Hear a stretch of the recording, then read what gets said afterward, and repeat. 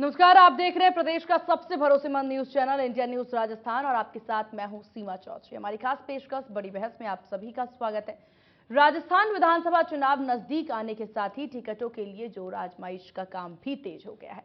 Ticket कटने के डर से कई नेता पार्टी बदलने लगे हैं तो कई नेता घर वापसी करने लगे हैं। साल 2016 में बीजेपी से नाराज होकर कांग्रेस में शामिल हुए पूर्व केंद्रीय मंत्री सुभाष महरिया ने आज एक बार फिर कांग्रेस का दामन छोड़ बीजेपी ज्वाइन कर लिया। पूर्व केंद्रीय मंत्री सुभाष महरिया के साथ पूर्व आईपीएस गोपाल मीणा, पूर्व आईपीएस रामदेव सिंह खैरवा, पूर्व IAS PR Meena, doctor Narsi Kirar ने भी बीजेपी ज्वाइन कर लिया। प्रदेश बीजेपी मुख्यालय में वरिष्ठ नेताओं की मौजूदगी में इन सभी ने बीजेपी की सदस्यता ग्रहण की। इस दौरान पूर्व केंद्रीय मंत्री महरिया ने कहा कि मैं फिर से अपने परिवार में आकर बहुत खुश महसूस कर रहा हूं। मैं बीजेपी कार्यकर्ताओं के तौर पर फिर से शामिल हुआ हूं। ऐसे में पार्टी मुझे जहां भी जिम्मेदारी देगी मैं उसे अच्छे से निभाने की कोशिश करूंगा। गौरतलब है कि साल 2009 के चुनाव में हार के बाद 2014 के चुनाव में भाजपा ने उन्हें उम्मीदवार नहीं बनाया था तो वे पार्टी से नाराज हो गए थे। इसके बाद 2016 में उन्होंने कांग्रेस ज्वाइन की। 2019 में उन्होंने कांग्रेस के टिकट पर भाजपा के खिलाफ चुनाव लड़ा, लेकिन वे चुनाव हार गए थे और अब फिर 2023 के विधानसभा चुनाव से पहले वे बीजेपी में शामिल हो गए। इस बीच सवाल उठते हैं कि टिकटों के लिए नेता आयाराम गयाराम जैसी माहौल क्यों बना रहे हैं। क्या सत्ता की रेस में टिकट के लिए नेताओं को सब मंजूर है? क्या टिकट कटने की आहट से नेता पार्टी बदल रहे हैं और पार्टी बदलते ही नेताओं के तेवर भी कैसे बदल रहे हैं? सवाल ये भी उठता है कि पार्टी बदलने से पहले नेताओं ने जनता से जो वादे किए थे उनका क्या होगा? पार्टियां बदलने के इस खेल में किसका गेम बनेगा और किसका बिगड़ेगा? और सत्ता के लिए बार बार पार्टियां बदलना कितना सही? क्या पार्टी बदलते ही नेताओं के उसी रफ्तार से विचार भी बदल जाएंगे? इसके अलावा और भी कई सवाल उठते हैं जिन पर आज की हमारी ये बड़ी बहस केंद्रित रहेगी। चर्चा में हमारे साथ जयपुर स्टूडियो से भी कुछ खास मेहमान जुड़ेंगे।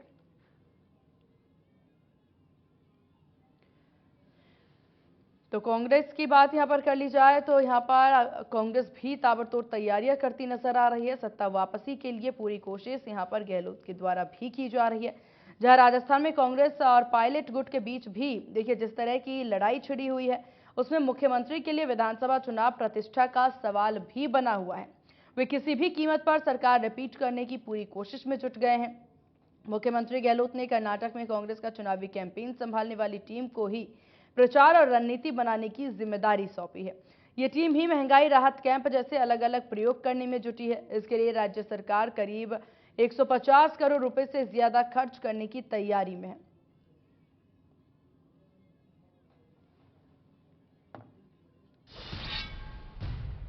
और चलिए अब रुक करते हैं अपने मेहमानों की तरफ जो कि आज के इस खास विषय पर चर्चा करने के लिए हमारे साथ शामिल है। हमारे साथ नितिन सारस्वत कांग्रेस नेता हैं, हमारे साथ श्याम झा बीजेपी नेता है। आप दोनों का बहुत स्वागत है इंडिया न्यूज राजस्थान पर। नितिन जी, शुरुआत आप ही से करते हैं। पूरी तैयारी कांग्रेस करती नजर आ रही है, हालांकि क्या करेंगे अंदरूनी कलह का आप लोग? देखिए, मैं बताना चाहता हूं कि पार्टी के अंदर कोई भी अंदरूनी कलह नहीं है। ये लगातार से जब आप विपक्ष के रूप में पूरी तरीके से फेल हो जाते हैं और आपका कोई भी मुद्दा काम नहीं करता है, जैसे जनाक्रोश रैली के पहिए खुले, उसके अलावा फिर दोबारा जनाक्रोश यात्रा की, उसमें भी जब इनको कोई समर्थन नहीं दिखाई दिया और आपस में नूरा कुश्ती में ही जब ये लोग उलझे रहे और 4.5 साल निकल गए, उसके बाद में जब दिखा कि कहीं भी लगातार उपचुनाव हार रहे हैं, सब कुछ प्रदेश सीएलपी लीडर, प्रदेश अध्यक्ष के गृह क्षेत्र में भी हार हो रही है और वो भी छोटी मोटी नहीं, बुरी तरह उपचुनावों में हार हो रही है, तो उसके बाद में एक नैरेटिव क्रिएट करने की कोशिश हो रही है। ये किस तरीके की चीजें हैं, कोई अंतरकलह नहीं है। जिस तरीके से 4.5 साल सरकार अपने बेहतरीन काम किए हैं, अपने वादों को जिस तरीके से पूरा किया है और इस समय महंगाई राहत कैंप जिस तरीके का शानदार तो जबरदस्त उत्साह राजस्थान की जनता में दिख रहा है। आपको पता 5 करोड़ गारंटी कार्ड वितरित हो चुके हैं। तो ये एक फेक नैरेटिव फैलाने की कोशिश की गई है कि इस तरीके की कोई भगदड़ है। पूरी कांग्रेस पार्टी एकजुट है और बाकी कोई आदमी अगर अपने विवेक से कहीं जाना चाहता हो, अपनी पर्सनल इच्छाओं के कारण, अपनी कोई महत्वाकांक्षाओं के कारण कहीं जाना चाहता हो, तो ये हमेशा से होता रहा है। हर आदमी स्वतंत्र है, अगर कोई आदमी कहीं जाना चाहता है तो जा सकता है। उसके लिए पूरे पार्टी पर इस तरीके की बातें करना मुझे लगता है कि एक फेक नैरेटिव है और इसमें हमें लगता है कि जो विपक्ष जो फेक नैरेटिव फैला रहा है, जो अपनी भूमिका निभाने में असफल रहा है, उसमें मीडिया को उस फेक नैरेटिव के हिस्से में नहीं आना चाहिए। नितिन जी, अगर देखा जाए पार्टी में हर एक व्यक्ति, हर एक कार्यकर्ता बहुत जरूरी होता है, और अगर एक भी कार्यकर्ता पार्टी छोड़कर जाए या फिर एक भी वो अहम चेहरा पार्टी छोड़ करके जाए जो आप पर भरोसा करके पहले ही दूसरी पार्टी छोड़ करके आया हो, ये बड़ी बात होती है। देखिए, पहले ही जैसे हमारे अध्यक्ष ने ये कयास पहले ही लगा दिए थे, आज से 6 महीने पहले ही बता दिया था आपको कि वो पार्टी जो सम्मानित व्यक्ति हैं वो पार्टी छोड़ के जाना चाहते हैं, उनकी विचारधारा कहीं और है, जुड़ी हुई है, या जो भी वो जिस भी कारण से अपना जाना चाहते हैं, हमने तो 6 महीने पहले ही बता दिया था। और कहा था, हमारे राष्ट्रीय अध्यक्ष ने भी कहा था, जो पूर्व राष्ट्रीय अध्यक्ष है राहुल गांधी जी ने, कि जो डर रहा है, जो कुछ हो सकता है कुछ और मजबूरियां हों जो बैकड्रॉप में हमें नहीं पता क्या है, क्या कारण है, वो जाना चाहते हैं, तो हमने तो 6 महीने पहले ही बता दिया था कि वो इस तरीके की जाना चाहते हैं और इस तरीके का करेंगे। तो वो चीज आज हुई है तो कोई बड़ी बात नहीं है। और रही बात बीजेपी की, तो ये इनका लगातार एक ट्रैक रिकॉर्ड रहा है इस तरीके का। जब ये सरकार गिराने से पीछे नहीं हटे तो नेताओं का इधर उधर करने में पीछे नहीं है। लेकिन आप देखिए, उसके बावजूद भी 4.5 साल हमारी सरकार, बिल्कुल इन्होंने सरकार को अस्थिर करने तक की भी कोशिश करी, लेकिन सरकार बहुत अच्छी तरह चली है हमारी, और लगातार हमने अच्छे काम किए हैं।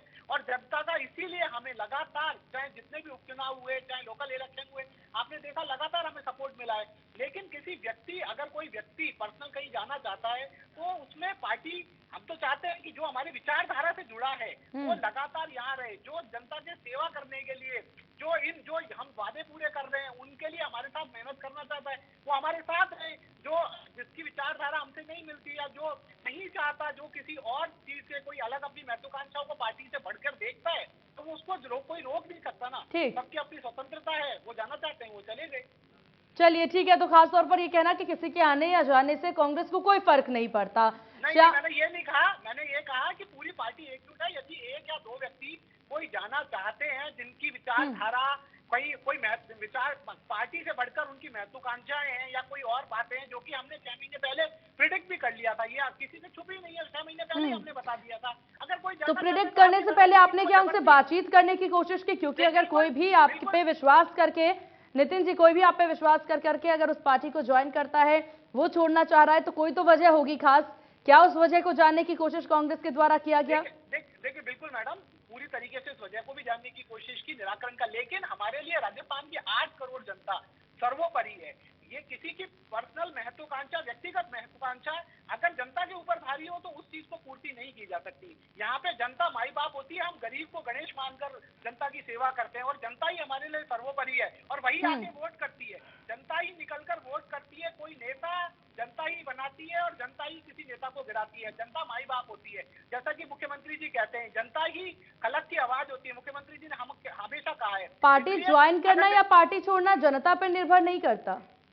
मैंने आपसे कहा कि अगर अपनी महत्वाकांक्षा अगर पार्टी से ऊपर उठ के हो जाए, व्यक्तिगत महत्वाकांक्षा, तो उसको पार्टी हमारी पूर्ति नहीं करेगी। हमारे लिए जनता सर्वोच्च है, और जनता की सेवा के लिए ही हम सब लोग एक होकर, पूरे कांग्रेस पार्टी एक होकर पूरे जनता की सेवा के लिए लगी। मैंने बताया ना, गरीब को बाड़ेबंदी की भी स्थिति कांग्रेस में देखी गई थी। अगर इतना ही फर्क नहीं पड़ता कि महत्वाकांक्षा निर्भर करती है, या फिर आप खुला छोड़ते अपने कार्यकर्ताओं को, तो बाड़ेबंदी वाली स्थिति तो उत्पन्न ही नहीं होनी चाहिए थी कांग्रेस में। देखिए आप समझिए, बिल्कुल लगातार हमने हमारे जो नेता हैं, कार्यकर्ता हैं, वो खुले और काम ही कर रहे हैं। लेकिन आप समझिए, वो भी जनता का एक जनादेश ही है। जिस जनता के जनादेश को हर तरीके से, आपको पता है जिस तरीके से संवैधानिक संस्थाओं का दुरुपयोग हो रहा है, किस तरीके से पैसे वाली राजनीति इस समय हावी हो चुकी है, किस तरीके से खरीद फरोख्त जो की जाती है, उससे जनता के जनादेश को बचाने के लिए, क्योंकि हम लगातार वो देख चुके हैं, चाहे एमपी हो, महाराष्ट्र हो, चाहे अन्य प्रदेश हो, किस तरीके से जनता के जनादेश का अपमान किया गया, और पैसे केवल खरीद फरोख्त और इन एजेंसियों के डर के सहारे किस तरीके से जनादेश का चीर हरण कर लिया गया। उसी राजस्थान की जनता, 8 करोड़ की जनता के जनादेश को बचाने के लिए ही, वो कुछ समय के लिए जो बचाने के लिए किया गया था, वो एकत्र होकर किया गया था। क्योंकि वो जो परिस्थितियां, वो आपने खुद ने देखी कि क्या परिस्थितियां रही थी, और खुद उनमें से बचे हुए लोगों ने आके कहा कि हमें खरीदने का प्रयास किया गया, हमारे साथ ये किया गया। वो किसी से छुपी हुई बात नहीं है। तो 8 करोड़ जनता की जनादेश का चीर हरण ना हो, अपहरण ना हो, उसी के लिए हमने 4.5 साल पूरी तरीके से प्रयास किए हैं, और उसी जनता के जन आकांक्षाओं को पूरा करने की कोशिश की है। जो हमने वादा किए, घोषणा पत्र की दिया था, उन वादों को पूरा करने की कोशिश की, और उसी का असर है कि आप महंगाई राहत कहते, हम पे विश्वास करके जिस तरीके की जनता का उत्साह देखने को मिल रहा है, वो किसी से छुपा नहीं है। वो आपके टीवी चैनलों पे और हर तरीके के ग्राउंड पे आपको देखने को मिल रहा है। चलिए ठीक है नीतीश जी, आपके पास वापस आएंगे। श्याम झा बीजेपी नेता लगातार हमारे साथ बने हुए हैं। श्याम जी, आपने तमाम बातें सुनी यहाँ पर। हालांकि अगर बात भाजपा की जाए, कांग्रेस छोड़ बीजेपी में शिवराज सिंह जरूर शामिल हो चुके हैं, लेकिन बावजूद इसके अगर बात तैयारियों की जाए, बीजेपी कितनी तैयार नजर आ रही है? क्योंकि कांग्रेस ने तो अपनी टीम तैयार कर ली है, सोशल मीडिया टीम तैयार कर ली है कि किस प्रकार से प्रचार प्रसार करना है। उसके लिए कर्नाटक में जो टीम थी जिन्होंने जीत दिलाई, वही टीम अब राजस्थान में भी होगी। आपकी तैयारी किस प्रकार से? सवाल का जवाब देता हूँ। पहले जो मेरे मित्र हैं उनके सवाल का जवाब दे देता हूँ। जो जो उन्होंने बातें कही, महंगाई राहत केंद्र की बात की, 6 रुपए यूनिट बिजली का बिल हुआ करता था बीजेपी सरकार का, 13 रुपए पर यूनिट बिजली का बिल है। ये देख लीजिए आपके सामने, ये महंगाई से राहत दी है इन्होंने। जो चुनाव के समय घोषणा पत्र में इन्होंने कहा था कि बिजली की दरें नहीं बढ़ाएंगे, 6 रुपए से 12 रुपए पर यूनिट पहुंचा दी इन्होंने। ये इनका महंगाई राहत केंद्र का ड्रामा जो अभी चला रखा है इन्होंने, उसका ये पोल आपके सामने खुल रही है, कल ही खुल रही है, किस प्रकार से ये झूठ को प्रचार के माध्यम से झूठ परोस रहे हैं। दूसरी बात, ये कह रहे हैं कि अंतरकलह नहीं है। अंतरकलह की वजह से 4.5 साल से राजस्थान की जनता ये दंभ भोग रही है कि उन्होंने जो जनादेश दिया, क्या ऐसा पाप कर दिया, क्या ऐसी गलती कर दी जो कांग्रेस की सरकार उन्होंने बना दी। लगातार राजस्थान प्रदेश को बलात्कार में नंबर 1 पे पहुंचाया इन्होंने, महिला उत्पीड़न में प्रदेश नंबर 1 पे है भारत में। उसके बाद आज आम आदमी डरा हुआ, व्यापारी डरा हुआ, पुजारी डरे हुए, चारों तरफ से हाहाकार बचा हुआ है। इनका जो होम मिनिस्ट्री है बिल्कुल फेल है और कानून व्यवस्था चौपट। ऐसी स्थिति में ये केवल और केवल जो सचिन पायलट और अशोक गहलोत की जो धूरा कुश्ती है, ये मुख्यमंत्री कौन बनेगा, उसका भुगतान किया है राजस्थान की जनता ने, राजस्थान के विकास। 4.5 साल से केवल यही चल रहा है कि मैं कुर्सी पे बैठूं या मैं कुर्सी पे बैठूं, उसका भुगतान राजस्थान की जनता कर रही है। राजस्थान की जनता केवल और केवल इंतजार कर रही है 2023 दिसंबर का। उस समय जवाब देगी राजस्थान की जनता कि किस प्रकार से उनको ठगा गया और किस प्रकार से इनके अंतरकलह जो रोड पे आए, इनके विधायक अनशन पर बैठते हैं, अंतरकलह नहीं, इनके विधायक बालेश्वर में जाके कैंपिंग करते हैं, अंतरकलह नहीं है। और किस प्रकार से जब विधायक जा रहे थे तो पुलिस बल का प्रयोग करके विधायकों को रोका गया। ये इनके उसमें लोकतंत्र में कि विधायकों को पुलिस के बल पे रोक करके उनको रामेश्वर जाने से रोका गया। ये इनका पार्टी का प्रोपोगेंडा है। दूसरी बात रही तैयारियों। हम 4.5 साल से लगातार जनता के बीच में, चाहे कोरोना का विषय रहा, कोरोना में हम जनता के साथ पूरी तरह से कई कार्यकर्ता हमारे उसमें अपनी जान खो बैठे, लेकिन हम जनता की सेवा में लगे रहे। घर घर राशन पहुंचाने से लेकर के रेमडेसिविर का व्यवस्था करने से लेकर के अस्पतालों में सेवा, भोजन की व्यवस्था, हर तरह से बीजेपी राजस्थान से कार्यकर्ता जुटा रहा। रही बात अभी तैयारियों की, भारतीय जनता पार्टी के लिए चुनाव केवल एक कार्यक्रम है। भारतीय जनता पार्टी जनता की सेवा के लिए हमेशा तत्पर रहती है और पूरे 365 दिन साल में काम करने वाली पार्टी भारतीय जनता पार्टी। ये केवल चुनावी पार्टी नहीं है। ठीक। और रही बात कार्यकर्ता, कहीं से भी ये लेके आ जाए, किसी को भी हायर कर ले, उससे कोई फर्क नहीं पड़ता। हमारी राजस्थान की जो टीम है मजबूत है, पार्टी एकजुट है और एकजुट होकर के चुनाव लड़ेगी और 2023 दिसंबर में पूर्ण बहुमत से भारतीय जनता पार्टी की श्याम जी, ये जो टीम यहाँ पर आ रही है, फिर ये जो टीम जो कि पूरी रणनीति बनाती नजर आएगी, ये टीम वो टीम है जिन्होंने कर्नाटक में जीत दिलाई है। भाजपा की हार हुई है कर्नाटक में और वही टीम अब रणनीति राजस्थान में भी बनाती नजर आएगी। तो ऐसे में आपकी तरफ से क्या मजबूत रणनीति? देखिए, पहली बात, भाजपा का कार्यकर्ता कभी हारता नहीं, या तो जीतता है या सीखता है। चुनाव एक कार्यक्रम है, ठीक है, वहां हार मिली, लेकिन हर जगह का अपना एक लोकल कैंपेन होता है, लोकल मुद्दे होते हैं। तो जरूरी नहीं कर्नाटक में कोई टीम सफल हो गई तो राजस्थान में भी सफल हो जाएगी। अगर ऐसा होता तो फिर प्रशांत किशोर पूरे भारत में वही चुनाव लड़ा रहे होते। प्रशांत किशोर जो थे सब जगह सफल हुए होते, कई जगह फेल हुए प्रशांत किशोर। तो ऐसा कुछ नहीं है कि वो कर्नाटक की टीम अगर राजस्थान आ जाएगी तो कांग्रेस को जीत मिल जाएगी। श्याम जी, आपने कहा कि भाजपा या तो जीतती है या सीखती है। हिमाचल में हार के बाद कर्नाटक में भी हार मिली, उसके बाद अब राजस्थान की बारी है। हिमाचल में से क्या सीखा आपने, अब कर्नाटक से क्या सीखा है, राजस्थान में क्या उस चीज को नकारते नजर आएंगे? देखिए, राजस्थान का जो विषय है, राजस्थान की जनता महंगाई से त्रस्त है, राजस्थान की जनता लॉ एंड ऑर्डर से त्रस्त है। जिस प्रकार से व्यापारियों की सरेआम लूटपाट और हत्याएं हुई है, जिस प्रकार से नाबालिग बच्चियों के साथ बलात्कार हुए, महिला ना अस्पताल में सुरक्षित, न थाने में सुरक्षित, न घर में, न सड़क पर, जिस प्रकार से दलितों के साथ अत्याचार हुए हैं, जिंदा जला दिया गया कईयों को, कई पुजारियों को जिंदा जला दिया गया। तो इस प्रकार से राजस्थान पूरा का पूरा राजस्थान कांग्रेस की सत्ता से त्रस्त है और केवल 2023 दिसंबर का इंतजार करिए राजस्थान की जनता। चलिए ठीक है, आपके पास वापस आएंगे श्याम जी। नितिन जी लगातार हमारे साथ कांग्रेस नेता बने हुए हैं। नितिन जी, कानून व्यवस्था को लेकर के विपक्ष लगातार हमलावर है, आप कानून को लेकर के या फिर उस पर सुचारू तरह से कार्य क्यों नहीं करते? जैसे कि इतने सवाल उठाए जाते हैं कानून व्यवस्था को लेकर प्रदेश में, फिर चाहे वो चोरी चकारी के मामले हो या फिर यहाँ पर दुष्कर्म के मामले हो, बढ़ते ही क्राइम के ग्राफ नजर आ रहे हैं, उस पर किस प्रकार से कार्य कर रहे हैं आप? देखिए, मैं आपको बताना चाहता हूँ, अभी मैं पहले मेरे दोस्त का सवालों का जवाब दूंगा। सबसे पहले इन्होंने बिजली बिल की बात कही। अभी इन्होंने एकदम, ये सबसे पहले बात है कि भारतीय जनता पार्टी भारतीय झूठी पार्टी बन चुकी है। दिक्कत क्या है कि इन्होंने 4.5 साल काम नहीं किया और यहाँ आके फिर झूठ बोलना इनको पड़ता है, ये इनकी मजबूरी है।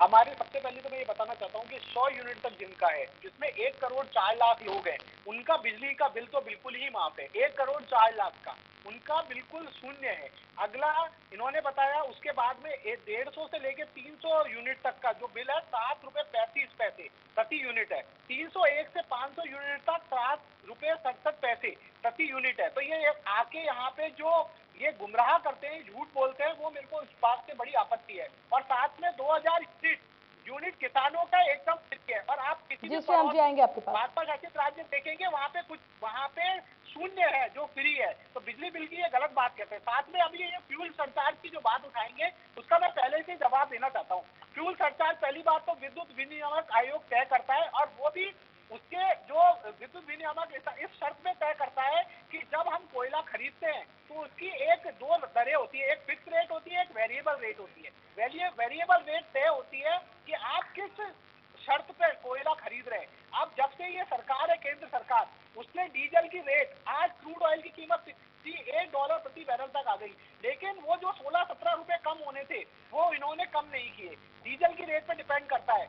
आज जो माल भाड़ा का किराया है, रेलगाड़ी का किराया, उसके ऊपर सरचार्ज लगा रखे हैं, उसके कारण महंगी होती है। साथ ही में एक बहुत बड़ा क्लॉज बीजेपी की सरकार ने लगा रखा है कि 6% कोल आपको इंपोर्ट करना पड़ता है।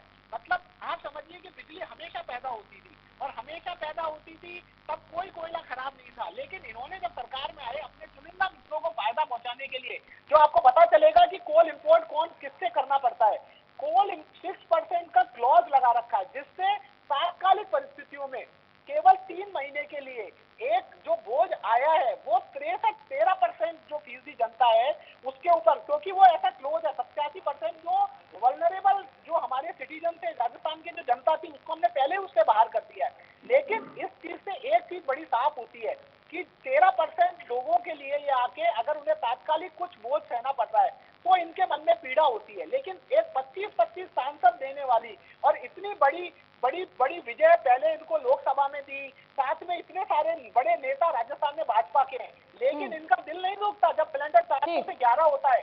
चलिए, अब कानून व्यवस्था पर भी अपनी बात रखें। जब दाल 60 रुपए से 200 रुपए होती है, जब गाड़ी कमाई जनता की लूट ली जाती है और 18 करोड़ रोजगार नहीं दिए जाते, यही साफ दिखाई देता है कि ये इतने मोदी मुग्ध हो चुके हैं कि ये एक बार ये भी नहीं बोलते कि ये 8 करोड़ की जनता कैसे अपना जीवन यापन कर रही है। आज 4.5 करोड़ लोग उज्ज्वला का सिलेंडर पहली बार नहीं भरवा रहे, 2.25 करोड़ लोग सेकंड बार नहीं भरवा पा रहे। और आज हम जो राहत जनता को दे रहे हैं, इन्हें पार्टी से ऊपर उठ के सोचना चाहिए कि 500 रुपए का सिलेंडर दे रहे हैं, चाहे हमारे चिरंजीवी बीवी साथ बीमा योजना में 25 लाख का बीमा दे रहे हैं, चाहे 1000 रुपए की उस वृद्ध परिवार के सबसे वृद्ध सदस्य को जो 1000 रुपए की पेंशन, जो उसके स्वाभिमान को बढ़ावा देने वाली है, वो दे रहे हैं। लेकिन ये लोग, इससे राहत क्या है कि जनता को मिली राहत, वो भाजपा के लिए बन रही है आफत। तो इनको क्या है, वो महंगाई राहत कैंप को डिस्क्रेडिट करना है। उसमें ये जनता को जो राहत मिल रही है उसके भी विरोध पे उतर आए। और जबकि जहां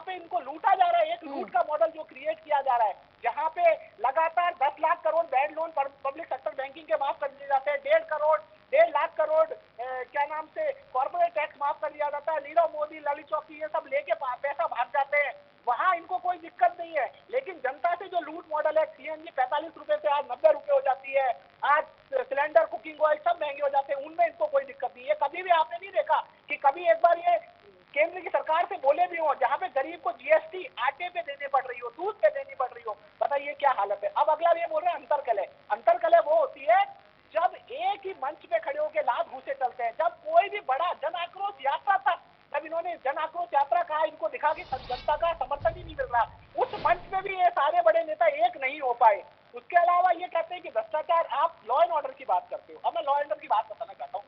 अभी आपको पता है कि 12-12 हजार, 20-20 हजार लोगों को पकड़ा गया। जिस तरीके का एक बड़ा अभियान चलाया गया, चाहे ड्रग्स के खिलाफ हो, चाहे तस्करी के खिलाफ हो, चाहे लॉ एंड ऑर्डर में जो वांटेड लोग हैं उनके खिलाफ हो, आप बताइए किसी भी प्रदेश में आपने पिछले 5 साल छोड़िए, पहले भी कभी ऐसा अभियान देखा हो? आपने देखा कि हम लोग गैंगस्टर को नेपाल बॉर्डर तक पकड़ के लेके आ रहे हैं। मुख्यमंत्री जी ने साफ कहा है कि कोई भी आदमी बचेगा नहीं। चाहे जिस तरीके से हमने 10%, आपने देखा फरवरी से मार्च तक 10% अपराध कम हुए। पहले अपराध बढ़ने का कारण था कि हमने कंपलसरी एफआईआर की, जहां इनके टाइम पे एफआईआर करवाने के लिए नितिन जी, बहुत ठीक, नितिन जी, इस बात से अनदेखा नहीं किया जा सकता कि जितने भी बात यहाँ पर अगर आरोपियों की जाए तो अन्य राज्यों की पुलिस अगर ढूंढने भी निकलती है आरोपी तो राजस्थान में ही वो आरोपी मिलते हैं। ऐसा क्यों? क्या उनको ये सेफ प्लेस नजर आता है राजस्थान? आप मुझे ये बताइए, अभी जो पिछले कुछ दिनों में आपने 12-12 हजार, 20-20 हजार लोगों को जो हमने पाबंद किया, आपने ऐसी कहीं भी कार्रवाई किसी भी स्टेट में देखी हो या कभी सुनी हो तो आप बताइए। जिस तरीके से हमने गैंगस्टरों को नेपाल बॉर्डर तक जाके पकड़ा, बाहर तक किसी भी जगह उनको नहीं छोड़ा और यहाँ तक लेके आए, आप बताइए वैसी कार्रवाई। जो हमने ट्रायल का टाइम था, जो ट्रायल का एक लंबा जांच का समय लगता था, उसको आज हम 54 दिन तक लेके आ गए। आप बताइए वो कहीं और दिखाई देता हो तो बताइए। ये केवल आज भ्रष्टाचार और अपराध में, आज गैंगस्टर से गैंगस्टर पुलिस के सामने अन्य प्रदेशों में जहां पे मार दिए जाते हैं, वहां का ये पुलिस मॉडल का बखान करते हैं। ये किस तरीके का राजनीतिक दिवालियापन है कि अपने ही किसी कांग्रेस पार्टी को या किसी पार्टी को डिस्क्रेडिट करने के लिए राजस्थान की जनता को भी डिस्क्रेडिट करने से ये पीछे नहीं हटते। मुझे ये मॉडल समझ में नहीं आता। जहां पे आज राजस्थान पुलिस इतनी बेहतरीन कार्रवाई कर रही है, अब देखिए किस तरीके से चाहे वज्र प्रहार आंदोलन करके हो, चाहे पुलिस का अभियान हो, चाहे और 12,000 20,000 लोगों को पाबंद करना हो, चाहे और गैंगस्टरों को का एनकाउंटर करना हो, चाहे बाहर से पकड़ के लाना हो, जिस तरीके से राजस्थान पुलिस लगातार कार्रवाई कर रही है, इन्हें तो स्वागत करना चाहिए पार्टी से। पार्टी क्या है, कल सरकार में चुनाव नजदीक आते ही पुलिस की कार्रवाई। नितिन जी आगे बढ़िए। इससे पहले क्राइम में राजस्थान नंबर 1 नजर आया। जिस तरीके से कोविड काल से लेकर के अगर अभी तक की बात की जाए, क्राइम के ग्राफ राजस्थान में बढ़े, इस बात से आप नकार नहीं सकते। देखिए, मैं आपको यही बताना चाहता हूं कि 95% जो महिला अपराध की बात कर रहे थे, हमने कंपलसरी एफआईआर करी, उसके लिए 95% महिला अपराध हुए। लेकिन वही एनसीआरबी की रिपोर्ट में है कि 50% फेक थे। लेकिन हमने एक जनता के लिए कि कोई भी अपराधी केवल इस बात से ना झुक जाए, जहां पे जनता को मेहनत करनी पड़े एफआईआर कराने के लिए, हमने उसे कंपलसरी एफआईआर करके लागू किया। आप बताइए वो जरूरी था या नहीं था? आज हमारी महिलाएं जाके थाने में एफआईआर कराने के लिए उन्हें सोचना नहीं पड़ता, संकोच नहीं करना पड़ता। आज जिस तरीके के कार्रवाई लगातार राजस्थान की पुलिस कर रही है, उसकी कार्रवाई केवल यहाँ पे नहीं, हर स्तर पे, प्रदेश स्तर पे, देश स्तर पे, हर जगह उसकी सराहना हो रही है। और ये लोग हैं कि उसको पुलिस को डिस्क्रेडिट करने में जुटे हुए हैं। चलिए ठीक है श्याम जी, क्यों बेफालतू का इल्जाम आप लगाते हैं कांग्रेस पर? सारा काम कांग्रेस अच्छे से कर रही है। 4.5 साल सफलतापूर्वक कांग्रेस ने निकाला है। आप लोग बेवजह का यहाँ पर कोई भी मुद्दा क्यों उठा लेते हैं? देखिए, तो झूठ किस प्रकार से बोला जाता है, मैं आपके सामने ही प्रस्तुत कर रहा हूँ। ये अशोक गहलोत साहब की फोटो, और ये आप देखिए 218 यूनिट बिजली इसमें खपत हुई है, और बिल देख लिए 2819 रुपए। अब ये श्रीमान जी इतने तो पढ़े लिखे होंगे ही सही, 2819 रुपए 218 यूनिट खपत। ये देख लीजिए, एक बार और देख लीजिए, 218 यूनिट खपत है। उसका क्या रेट लगा श्रीमान जी, थोड़ा कैलकुलेट करके बता दीजिएगा, क्योंकि आप 7 रुपए बोलते हैं, 7 रुपए। अरे भैया क्यों इतना झूठ बोलते हो? कहां से सीखते हो यार सब लोग इतना झूठ बोलना? राजस्थान में आज भी डेली 6 बलात्कार की घटनाएं रोज होती है राजस्थान में, और ये बोलते हैं नहीं ये सब कुछ ठीक है, सब कुछ ठीक है। ये कहते हैं कि गुटबाजी तब नजर आती है जब लात घुसे चलते हैं। कल अजमेर में बैठक हुई थी कांग्रेस कार्य समिति की, क्या हुआ भैया? वह कितने लात घुसे चले वहां, वो भी बताइए, जब सामने सार्वजनिक रूप से बताइए। शर्मिंदा क्यों है? एक विधायक अनशन पर बैठते हैं सरकार के खिलाफ, वो पार्टी में अंतरकलह नजर नहीं आता इनको। भैया कौन सा चश्मा लगाते हैं आप जो आपको नजर नहीं आता? आपके ही मुख्यमंत्री किसी विधायक को नाकारा, निकम्मा और नालायक और गद्दार बोल देते हैं, और कहीं इनको अंतरकलह नजर नहीं आता। कोई विधायक मुख्यमंत्री के लिए बोल देते हैं कि धुआं निकाल देंगे, कोई विधायक किसी मंत्री के लिए बोल देते हैं कि बावड़ा हो गया बूढ़ा, अलाइनमेंट आउट हो गया इसका, और ये इनको अंतरकलह नजर नहीं आता। अरे भैया कौन सा चश्मा लगा के बैठे हो भैया जो तुम्हें नजर नहीं आ रहा? राजस्थान की जनता को, जो बिल्कुल गांव में अशिक्षित जनता है, वो तक जानते हैं कि ये कौन सा कलह है जिसका फल हमें भोगना पड़ रहा है, हमने कौन सा ऐसा पाप कर श्याम जी, दिया। अंतरकलह की बात तो भाजपा में भी खूब उमड़ी है। देखिए अंतरकलह दो तरह का होता है, एक तो रोड पे आ जाए, एक ठीक है घर के अंदर परिवार में बैठ के कोई बात है, विवाद है तो आपस में सुलझा ले। इनका तो रोड पर आ गया, माने सर तक आ गया। जो पूरा देश देख रहा था कि किस प्रकार से पूरे 4.5 साल में 90 दिन सरकार तो होटलों में थी, कभी जैसलमेर और कभी यहाँ कुकस जयपुर में होटलों से सरकार चली। क्यों? केवल इसीलिए अंतरकलह की वजह से। वो पूरा का पूरा जो खर्चा आया किस तरह आया? राजस्थान की जनता पर आया। इन्होंने तो होटलों में खूब अय्यासियां की, लेकिन उसका खामियाजा किसने भुगता? जनता ने भुगता। सारे काम, जनता के सारे काम इसलिए अटके पड़े थे क्योंकि सरकार कहाँ? होटल में साहब। आज कहाँ? जैसलमेर में पूरी सरकार, सारे विधायक जैसलमेर गए, आज का कुकस में जनता इधर उधर घूम रही है, उनके काम नहीं हो पा रहे। और केवल कुर्सी का एक जो खेल चला 4.5 साल से कि मुख्यमंत्री मैं बनूं या मैं बनूं, वो पूरा राजस्थान देख रहा है, पूरा देश देख रहा है, और ये कह रहे हैं हमारे कोई अंतरकलह नहीं है। जिस प्रकार से पुजारी को जिंदा जला दिया जाता है, एक घटना नहीं 6 घटनाएं हैं राजस्थान में जिसमें पुजारी को जिंदा जला दिया गया है, पुजारी को मार दिया गया है, या पुजारी को आत्महत्या करनी पड़ गई। ऐसी 6 घटनाएं हुई राजस्थान में। इस वजह से भू माफियाओं की वजह से इनको वो नजर नहीं आता, बोले सब कुछ बढ़िया, all well, all is well. यहाँ पे किस प्रकार से फिरौती ली जा रही है, किस प्रकार से व्यापारियों के ऊपर गोली चला दी जा रही है, किस प्रकार से 12 घटनाएं ऐसी है जब व्यापारियों के ऊपर गोलियां चली है। इनको लगता है कि सब कुछ ऑल वेल है। हम एक वहां नेपाल बॉर्डर से एक पकड़ के ले आए थे हम अपराधी, जहां पे पेपर लीक में इनके मंत्री तक लिप्त थे।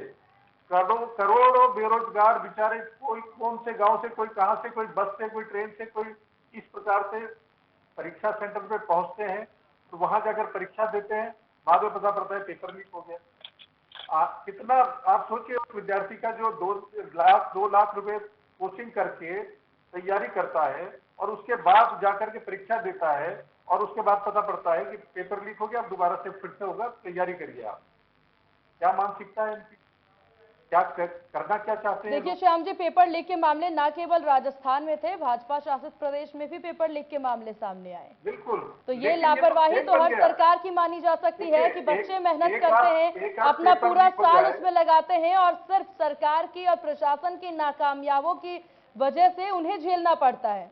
मैं मानता हूँ एक आध घटना हो जाए, लेकिन यहाँ तो सीरीज चल गई लगातार रोडवेज बसों में।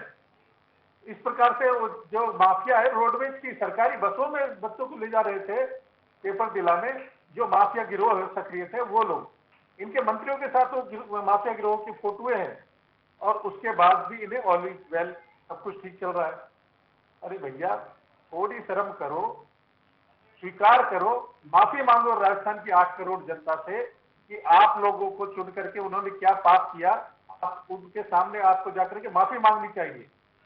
आप ऑल इज वेल का जो आपका जो खुमार है उसको उतारिए, नहीं तो राजस्थान की जनता, सचिन पायलट सही कहते हैं, क्या मुंह लेकर जाएंगे जनता के सामने? सच बोलते हैं सचिन पायलट भी, इनके ही विधायक हैं। जनता के सामने जाने की स्थिति नहीं है इनकी। ठीक, विधायकों को ये चिंता है कि क्या मुंह लेके जाएंगे आपके क्षेत्र में। आपने श्याम जी, आपने काफी ज्यादा चिंता जाहिर कर दी कांग्रेस को लेकर कि कांग्रेस क्या मुंह लेकर जाएगी, कांग्रेस के पास कोई मुद्दा नहीं है, कांग्रेस क्या लेके जनता के पास पहुंचेगी। भाजपा की बात कर लीजिए। एक बात और मैं कहना चाह रहा था, ये कोयला कर रहे हैं, इनको शायद जानकारी नहीं है कि राजस्थान में बिजली की दरें एशिया में सबसे महंगी है। केवल भारत में नहीं, एशिया में सबसे महंगी बिजली कहाँ? राजस्थान में। बाकी के भारत के बाकी के प्रदेश भैया कोयला कहाँ से लाते हैं? आप स्पेशल कोई कोयला लाते हैं क्या? क्या भ्रष्टाचार है भैया? आप महंगा कोयला खरीद के लाए, उसमें मोटी कमाई करें और उसका खामियाजा भुगते राजस्थान की जनता। इस वजह से इतनी महंगी बिजली है, इस वजह से यहाँ पे उद्योग नहीं लग पाते, वाइबिलिटी नहीं निकलती उद्योगों की, और बेरोजगारी दर उस वजह से भारत में दूसरे नंबर पर है बेरोजगारी दर। उद्योग जब तक आपके यहाँ उद्योग नहीं लगेंगे, उद्योगपति आएंगे नहीं। इस रेट से कौन सा उद्योगपति उद्योग लगा करके क्या कर लेगा? यहाँ पर चिंता है उद्योगपतियों को कि इस रेट में अगर बिजली मिलेगी हम क्या काम कर पाएंगे। चलिए ठीक है, ठीक है नितिन जी, काफी ज्यादा चिंता जाहिर कर दी है यहाँ पर श्याम झा जी ने कि किस तरीके से कांग्रेस आगे बढ़ेगी, अंतरकलह है कांग्रेस में। आपको नहीं लगता कि अगर विपक्ष के तौर पर ये इतनी चिंता जाहिर कर रहे हैं तो आपको भी कुछ करना चाहिए?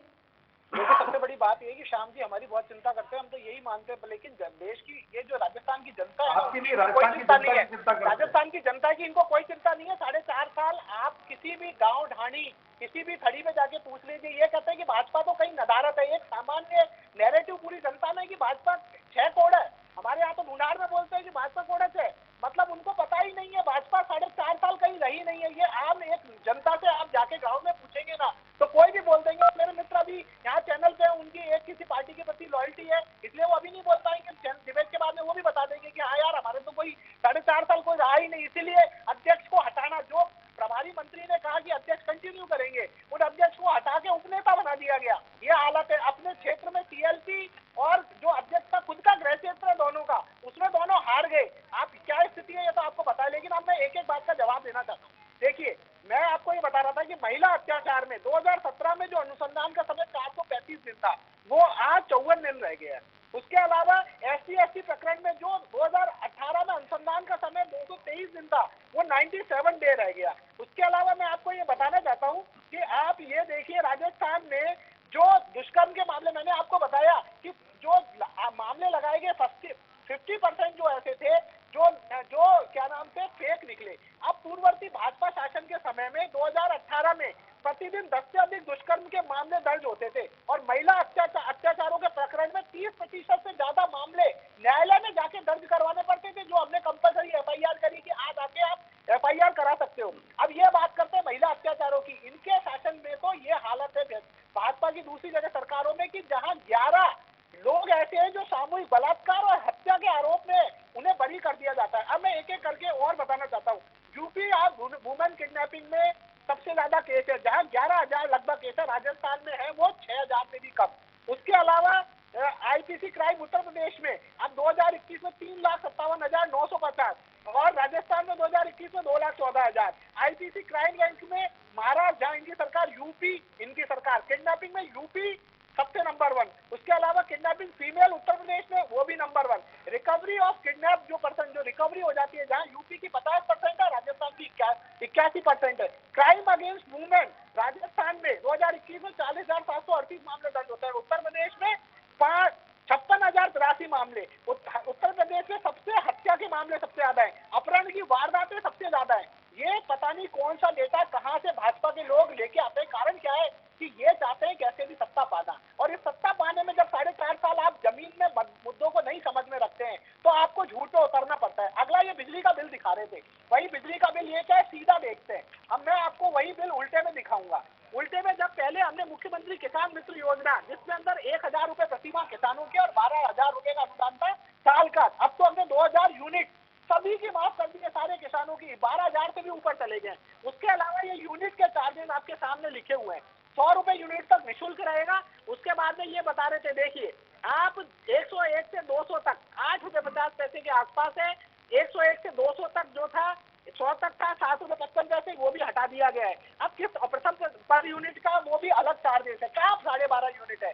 लेकिन क्या है, इन्हें केवल झूठ बोलना, केवल झूठ बोलना। उसके अलावा इन्होंने बोला कि अंतरकलह, अरे अंतरकलह ये होती है कि 4.5 साल अब कोई क्यों कि जनता की आवाज को नहीं उठा पाए, जनता आपसे क्यों नहीं जुड़ पाई। जब हमारे टाइम भी आपकी सरकार थी और उपचुनाव हुए थे, उस समय आप देखिए हम जीत रहे थे क्योंकि जनता हमारे साथ जुड़ रही थी। आपके उपचुनाव में CLP के क्षेत्र में अध्यक्ष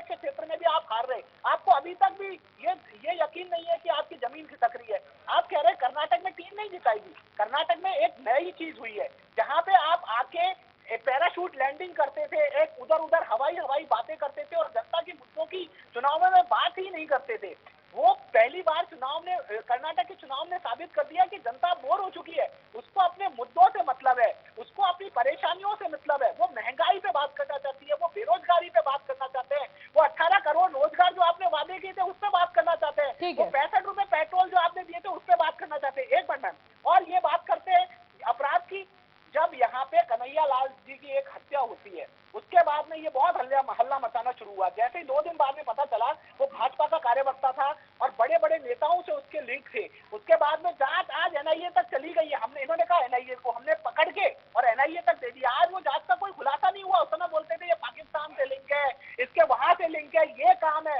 आज पूरी राजस्थान की 8 करोड़ जनता देख रही है कि अरे ये क्या हुआ। जब भाजपा का कार्यकर्ता निकलने के बाद में वो आरोपी भाजपा का कार्यकर्ता निकला तो सारी चीजें गायब हो गई। आज कुछ नाम लेने के लिए तैयार नहीं है। ये कहते हैं एशिया में सबसे महंगी बिजली है। अरे आप बिजली का आपको पता नहीं है।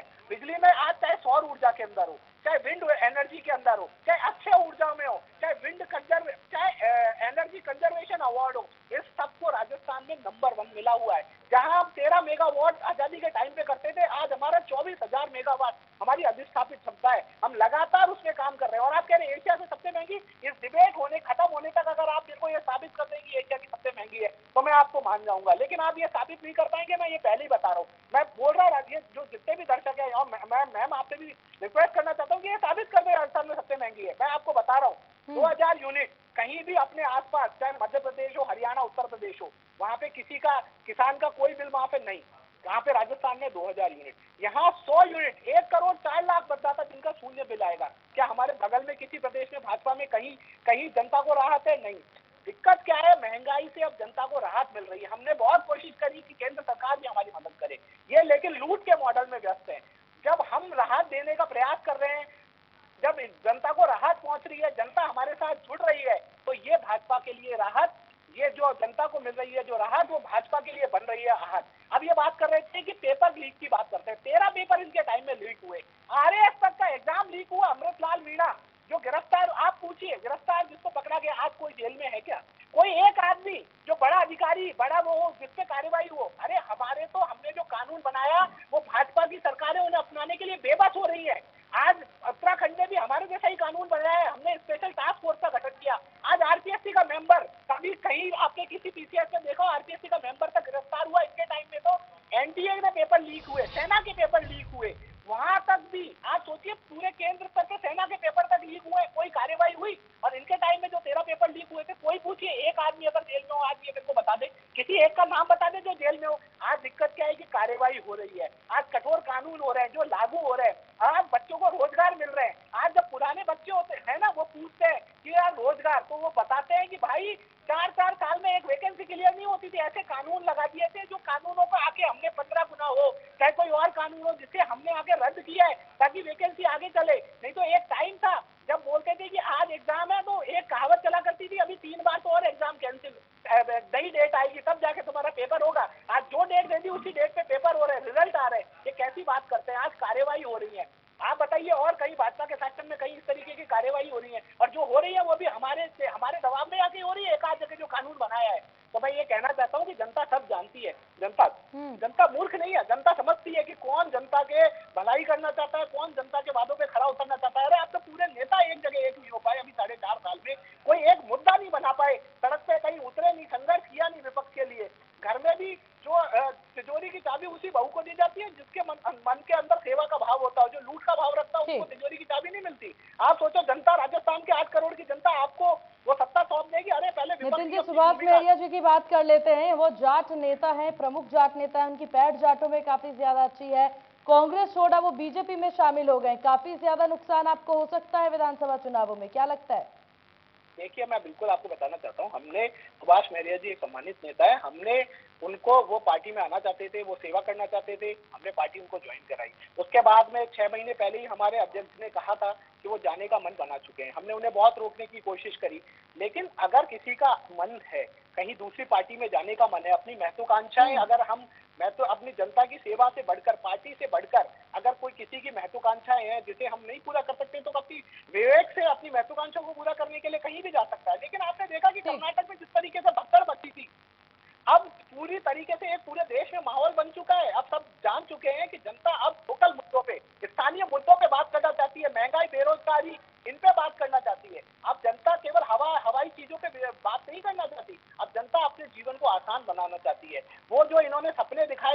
अब उनसे उनसे अब सवाल पूछना चाहती है। तो अब आपको इस तरीके का माहौल देश में बन चुका है। राजस्थान में भी लोग जिस तरीके से महंगाई राहत कैंप में आ रहे हैं, वो बता चुके हैं कि हमें हमारे लिए प्राथमिकताएं क्या है। अब वो हवाई बातों पे विश्वास नहीं करने वाले। तो जनता को जो राहत मिल रही है, वो अब हमारे विपक्षियों के लिए आफत बन रही है, और ये आफत अब लगातार बनी रहेगी, क्योंकि इनको अब मुद्दों पे बात करनी पड़ेगी। देखिए नितिन जी, साफ तौर पर देखा जाए जैसे जैसे विधानसभा चुनाव नजदीक आते हैं, दल बदल की जो राजनीति शुरू हो जाती है, अब इससे कांग्रेस कैसे निपटती नजर आएगी, ये एक अहम सवाल होता है। इसका जवाब आपसे लेंगे, लेकिन उससे पहले श्याम जी के पास चलते हैं। श्याम जी, लगातार यहाँ पर आपने तमाम मुद्दे उठाए, तमाम सवाल पूछे, जिनका जवाब नितिन जी के द्वारा दिया भी गया। फिर चाहे वो यहाँ पर कानून व्यवस्था का मुद्दा हो या फिर बिजली को लेकर के जो सवाल आपने किए, इन सब के बीच अहम ये हो जाता है कि आप लगातार ये कहते नजर आ रहे हैं कि कांग्रेस के द्वारा गुटबाजी चल रही है, अंदरूनी कलह चल रही है, या फिर प्रदेश में कांग्रेस किस तरह का काम कर रही है। बात भाजपा की कर ली जाए, भाजपा के पास ऐसा कोई नाम, ऐसा कोई चेहरा जो कि मुख्यमंत्री की दावेदारी पेश करते हो, या फिर भाजपा के द्वारा रणनीति क्या? देखिए, बिल की बात की हमने, तो इन्होंने बिल उल्टा करके दिखा दिया। ये जादूगरी है। एक जादूगर की जो पार्टी है, उसकी जादूगरी है कि बिल सीधा मत देखो, उसको उल्टा करके देखो। ये इनकी कलाकारी है। बात जब होती है, ये बोले कि इनके गृह क्षेत्र में अध्यक्ष जी के वहां पे हार हो गई। अरे भैया, आपके अशोक गहलोत जी मुख्यमंत्री थे, उनके गृह क्षेत्र में उनका बेटा चुनाव हार गया। क्या वो शर्त की बात नहीं थी? विधानसभा चुनाव के जस्ट 6 महीने बाद। श्याम जी, आप भाजपा पे पहले जवाब दें कि आखिरकार भाजपा की रणनीति क्या, चेहरा क्या? देखिए, वही मैं इनको बता रहा हूँ, ये जो झूठ परोसते हैं कि बोले बिल सीधा में ज्यादा अगर पैसा दिख रहा है तो बिल को उल्टा करके देख लो, आपको मजा आएगा, फील गुड होगा। क्योंकि सीधे में तो पैसा ज्यादा दिख रहा है, तो आप उल्टा करके देख लो उसको। तो ये जो गुमराह करने की जो चीजें हैं, जनता समझती है कि भैया बिल सीधे ही देखा जाता है और सीधे ही जाके जमा कराया जाता है, उनकी तरफ से बिल जमा नहीं होता है। दूसरी बात, भाजपा में योग्य आदमियों की कमी नहीं है, कई चेहरे हैं, और हमारी जो कोर कमेटी है केंद्र की, वो तय करेगी। हम कमल के फूल के निशान पे चुनाव लड़ेंगे। बाद में तय किया जाएगा कि मुख्यमंत्री कौन होगा, कौन नहीं होगा। अभी हाल फिलहाल किसी के लिए भी ऐसा बोल पाना कि ये मुख्यमंत्री होंगे, वो नहीं होंगे, ऐसा बोल पाना मेरे लिए मुश्किल होगा, और ना ही मैं अधिकृत हूँ उस चीज के लिए। ठीक, चुनाव के बाद तय करेंगे। कोर कमेटी के जो लोग हैं, केंद्रीय नेतृत्व है, वो तय करेंगे कि मुख्यमंत्री कौन होंगे हमारे। चलिए, सबकी निगाह इसी बात पर टिकी होगी, आखिरकार भाजपा क्या कुछ फैसला यहाँ पर लेती है। नितिन जी, आपका भी बहुत शुक्रिया। श्याम जी, आपका भी बहुत शुक्रिया इंडिया न्यूज राजस्थान को अपना कीमती वक्त देने के लिए और इस बड़ी बहस की चर्चा में शामिल होने के लिए। कुल मिलाकर के कांग्रेस अपना पक्ष रखती नजर आई। कांग्रेस के पास कई सारे मुद्दे देखिए इस पूरी बहस में नजर आए, फिर चाहे महंगाई राहत कैंप को लेकर के हो या फिर अन्य मुद्दे हो। हालांकि पूरे 4.5 साल का वो अपना रिपोर्ट कार्ड पेश करने के लिए कांग्रेस पूरी तरह से तैयार नजर आ रही है, लेकिन देखने वाली बात होगी कि भाजपा किस प्रकार से काम करती है। हालांकि कांग्रेस के लिए एक बुरी खबर ये भी है कि पार्टी छोड़ नेता अब बीजेपी में शामिल हो रहे हैं। अब देखने वाली बात होगी कि 2023 विधानसभा चुनाव क्या रंग लेकर के आती है राजस्थान की सत्ता के लिए। फिलहाल मेरे साथ बस इतना ही। बने रहिए इंडिया न्यूज राजस्थान के साथ। नमस्कार।